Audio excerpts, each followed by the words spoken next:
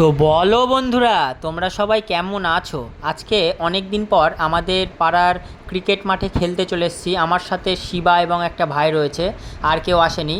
তো তোমাদেরকে দেখাচ্ছি, সবাই আসুক তারপরে কি পরিস্থিতি। তো দেখতেই পাচ্ছ সবাই চলে এসেছে, চারিদিকে প্লেয়ারদের এত প্লেয়ার। আজকে টিম ভাগ করছে শুভদা এবং পাণ্ডবদা। তো শুভদা ক্যামেরা দেখে লজ্জা পেয়ে গেছিলো।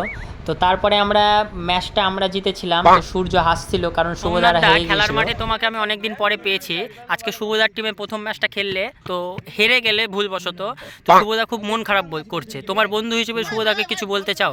প্রথমে যেটা বলবো যে খেলায় হার জিত আছে অবশ্যই। মানে আজকে আমরা জিততে পারি, কালকে আমরা হারতে পারি। তোমরা দেখবে যে নভেম্বরে ইন্ডিয়া আইসিসি ওয়ার্ল্ড কাপ হারলো, আবার এই বছরই টি-20 ওয়ার্ল্ড কাপ জিতলো।